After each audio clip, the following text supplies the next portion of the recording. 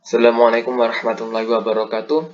Innal hamdalillah nahmaduhu wa nasta'inu wa nastaghfiruh wa na'udzu billahi min shururi anfusina wa min sayyiati a'malina. May yahdihillahu fala mudilla lahu wa may yudlil fala hadiyalah. Asyhadu an la ilaha illallah wahdahu la syarikalah wa asyhadu anna Muhammadan abduhu wa rasuluh. Tama-tama marilah kita panjatkan puja-puji syukur atas kehadirat Allah Subhanahu wa taala di mana berkat rahmat dan nikmatnya yang melimpah kepada kita, kita bisa meluangkan waktu untuk thalabul ilmi meskipun melalui via online dengan keadaan insya Allah sehat walafiat. Salawat serta salam tetap tercurahkan kepada junjungan Nabi besar Muhammad, Nabi akhir zaman, Nabi yang hak, Nabi Muhammad Shallallahu Alaihi Wasallam. Di mana berkat ia kita bisa membedakan mana yang hak dan yang batil. Di kesempatan kali ini saya akan mempresentasikan tentang rahan. Apa sebenarnya rahan itu? Rahan menurut bahasa atau menurut etimologi, rahan berarti tetap, kekal, dan jaminan. Sedangkan menurut terminologinya atau istilahnya, rahan adalah menahan salah satu harta milik si peminjam sebagai jaminan atas pinjaman yang diterimanya. Atau bahasa sederhananya, rahan adalah gadai, akad gadai, transaksi gadai, gadai menggadai. Itu adalah rahan. Menurut beberapa pendapat dari Imam Ibnu Qudamah dan Sayyah Sabiyah, rahan adalah sesuatu benda yang dijadikan kepercayaan dari suatu hutang untuk dipenuhi dari barangnya apabila yang berhutang tidak sanggup membayar dari yang berhutang. Sedangkan menurut Sayyid Sabir, rahan yaitu menjadikan barang yang mempunyai nilai harta menurut pandangan syarak sebagai jaminan hutang. Hingga orang yang bersangkutan boleh mengambil hutang atau ia bisa mengambil sebagian manfaat barangnya itu.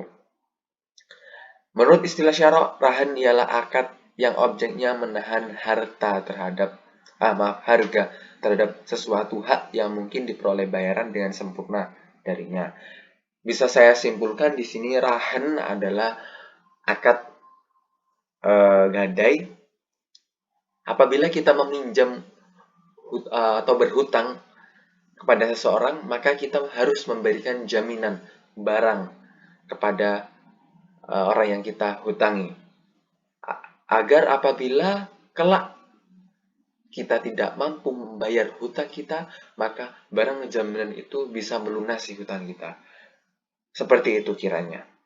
Lantas, apa dasar hukum rahan?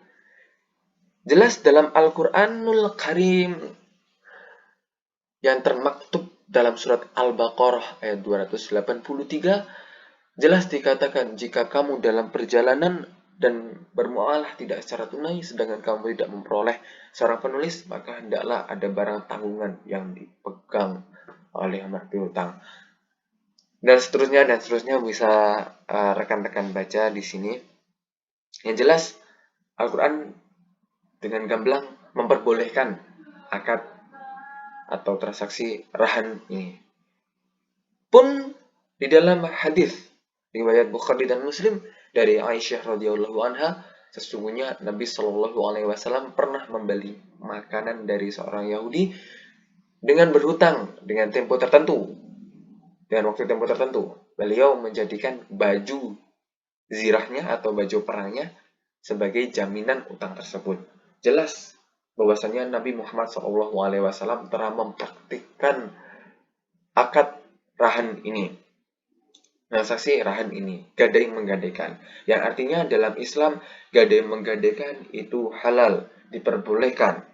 Asal ada syaratnya, yaitu yang habis ini akan saya jelaskan.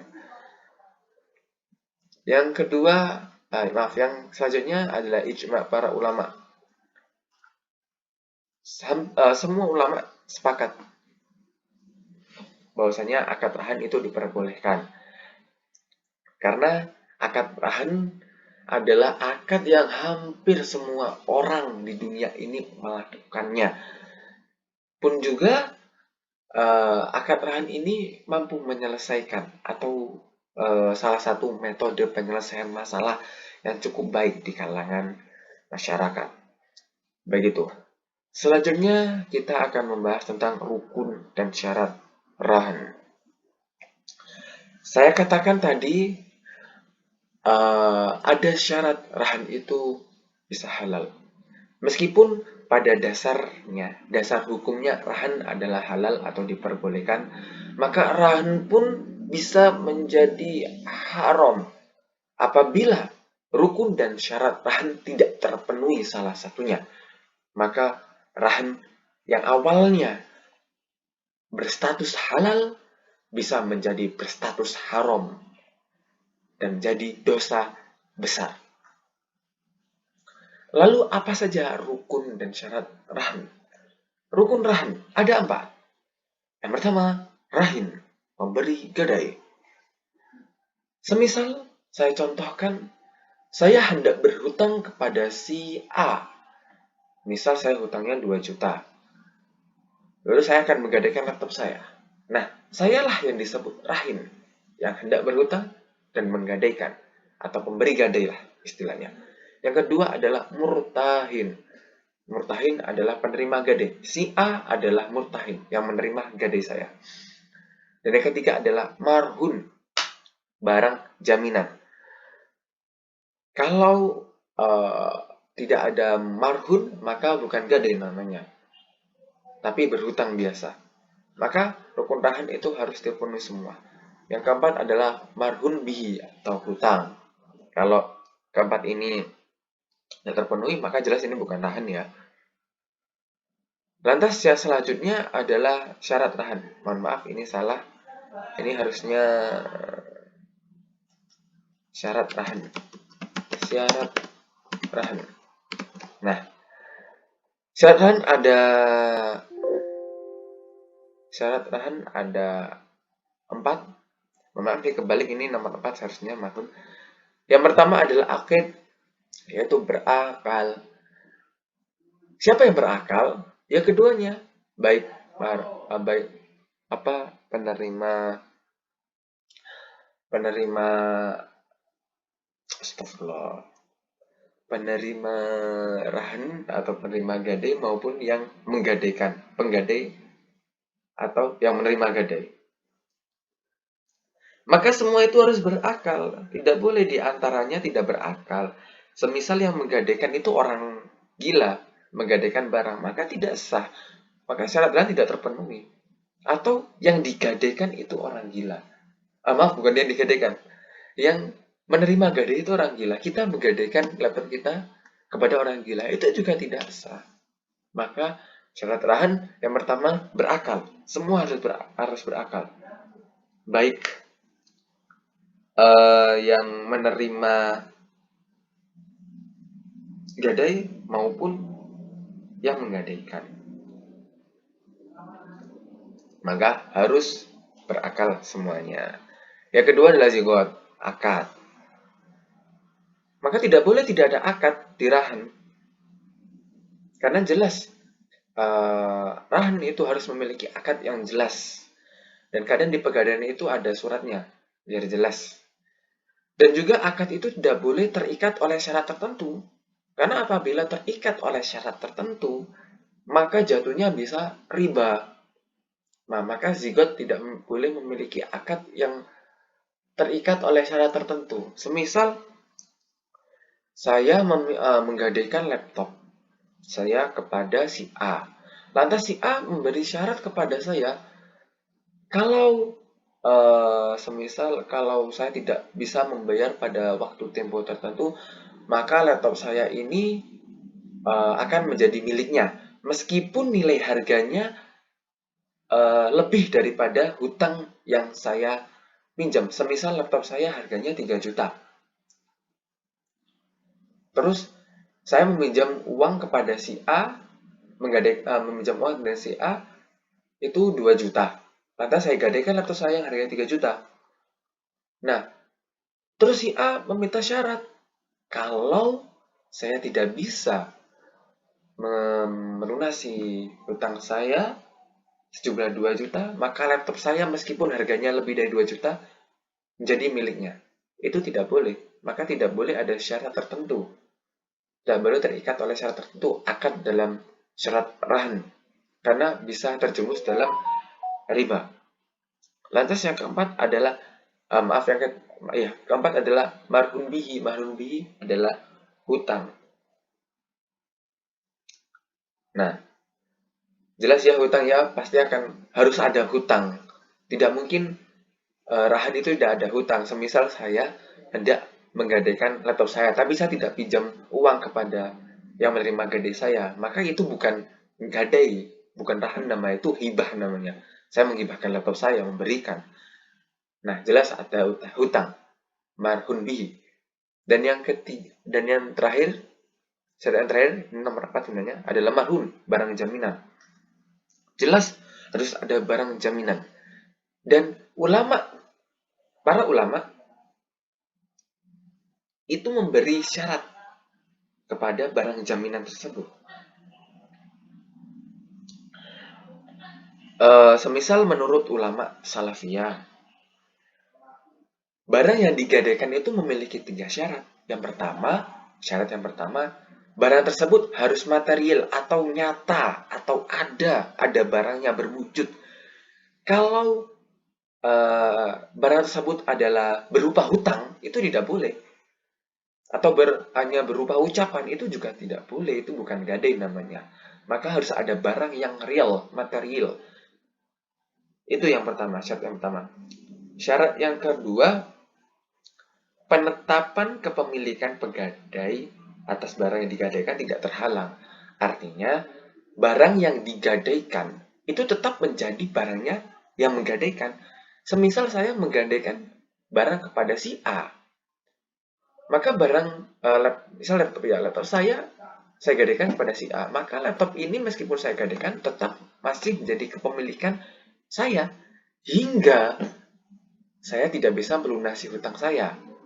Nah, mungkin bisa si pegadai menjual dengan nilai yang nilai hutang yang saya pinjam. Dan syarat yang ketiga, barang yang digadaikan bisa dijual manakala sudah tiba pelunasan hutang gadai. Jadi para ulama sepakat bahwa syarat pada gadai adalah syarat yang berlaku pada barang yang bisa diperjualbelikan. Artinya, ada slide-nya ya, lupa. Ini ya. Nah, artinya barang itu harus bernilai. Tidak boleh barang yang digadaikan itu barang yang tidak bernilai. Semisal kita menggadaikan kertas atau plastik atau sampah, itu jelas tidak boleh ya. Jelas barang itu harus bernilai. Nah, entah nilai barang itu melebihi atau kurang dengan hutang yang kita pinjam, nah itu ada pada akad. Nah, nanti kita akan bahas insya Allah. Baik, yang selanjutnya adalah pemanfaatan barang gadai. Oh ya, maaf terlewat. Di sini tadi ya di penetapan kepemilikan pegadaian, barang harus bernilai. Nah, saya tadi mengatakan bahwasanya entah barang itu kurang atau lebih harganya dibandingkan hutang yang kita pinjam, itu tidak dipermasalahkan. Asal nanti ketika waktu pelunasan kita bisa membayarnya apabila kurang, dan nanti penggadai akan mengembalikan uangnya apabila kelebihan. Semisal saya berikan contoh, saya meminjam uang 3 juta kepada si A. Lantas saya gadaikan motor saya yang harganya 10 yang harganya 5 juta lah. Yang harganya 5 juta. Berarti saya pinjamnya 3 juta, motor saya harganya 5 juta. Hingga waktu tempo yang ditentukan saya tidak bisa membayar lunas hutang itu. Maka sudah kewajiban si A untuk mengembalikan sisa harganya. Karena tadi kan motor saya 5 juta. Nah, apabila si A ini menjual motor saya, harganya 5 juta, tentu saya kan pinjamnya 3 juta. Berarti sisa 2 juta. Maka yang menerima gade saya wajib mengembalikan 2 juta kepada saya karena kelebihan. Harganya kelebihan. Begitupun sebaliknya, apabila saya menggadaikan harga, semisal saya menggadaikan laptop saya yang harganya 2 juta, sedang saya meminjam uang kepada si A 3 juta. Maka kelak ketika tempo waktu bayarnya sudah selesai dan saya belum bisa membayar utangnya, lantas si A ini menjual laptop saya harganya 2 juta, sedangkan utang saya 3 juta, berarti kan saya kurang 1 juta. Nah, saya wajib melunasinya 1 juta kepada si A. Nah, seperti itu.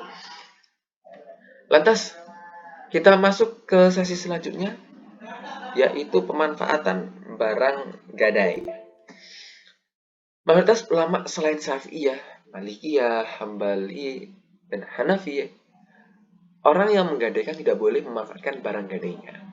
Jadi, apabila kita menggadaikan barang kita kepada penggadai, maka kita tidak boleh memanfaatkan barang gadai kita. Itu tidak boleh. Tapi ulama Syafi'iyah membolehkan, silakan, tidak masalah. Asal tidak ada perselisihan di antara kedua pihak. Nah, itu diperbolehkan oleh ulama Salafiyah. Maaf, Syafi'iyah. Lantas bagaimana biaya pemeliharaan dan manfaat barang yang digunakan, diagunkan, atau digadaikan? Karena lazim ditemui di pegadaian itu biasanya kalau barang itu perlu pemeliharaan, maka ada uang biaya pemeliharaan.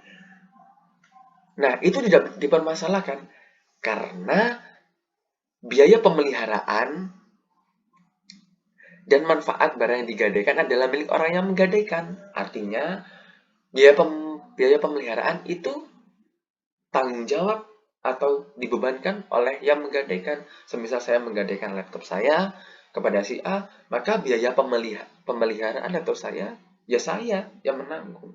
Seperti itu. Adapun murtahin, ia tidak boleh mengambil manfaat barang pegadaian tersebut kecuali bila barang tersebut berupa kendaraan atau hewan yang diambil air susunya. Maka boleh menggunakan dan mengambil air susunya apabila ia memberikan nafkah. Nah, tidak boleh murtahin yang menerima barang gadai kita memanfaatkan barang gadai kita. Itu tidak boleh. Karena apa? Karena nanti jatuhnya kepada riba. Karena kita memberi pinjaman dan mendapatkan untung. Meskipun untungnya bersifat manfaat ya. Itu tidak boleh. Tapi terkecuali dua barang, yaitu barang kendaraan atau atau hewan yang bisa diambil air susunya. Sebagaimana dalam hadis Nabi Muhammad SAW, para ulama berpegang teguh kepada ini. Hadis riwayat Al-Baihaqi, Al-Hakim, Ibnu Hibban, dan Al-Daruqutni. Agunan itu tidak boleh dihalangi pemiliknya yang telah menggunakannya. Ia berhak atas kelebihan manfaatnya dan wajib menanggung kerugiannya. Itu yang menjadi landasan hadisnya. Tapi sebagian ulama Hanafiyah membolehkan barang agunan atau yang digadai, barang gadai dimanfaatkan apabila pemilik barang telah mengizinkan. Jadi it's okay lah, tidak masalah dimanfaatkan atau ya dimanfaatkan barang gadaiannya asal pemilik itu mengizinkan. Namun tetap sebagian para ulama Hanafiyah, ulama Maliki, dan ulama Syafi'iyah berpendapat sekalipun pemilik barang itu mengizinkan yang menerima gadai itu memanfaatkannya, tetap tidak boleh karena itu bisa jatuh kepada riba karena mendapatkan manfaat dari pinjaman yang dilarang oleh syarak. Mungkin sekian dari saya, kurang lebihnya mohon maaf. Apabila ada yang ditanyakan atau apabila ada yang kurang jelas, nanti bisa ditanyakan lewat via Zoom. Terima kasih, mohon maaf apabila ada salah kata, apabila ada kurang itu dari saya, apabila ada lebih dan banyak, percayalah itu hanyalah milik Allah, kelebihan dan kesempurnaan. Nun wal qalami wa ma yasturun, fastabiqul khairat, la haula wala quwata illa billah. Assalamualaikum warahmatullahi wabarakatuh.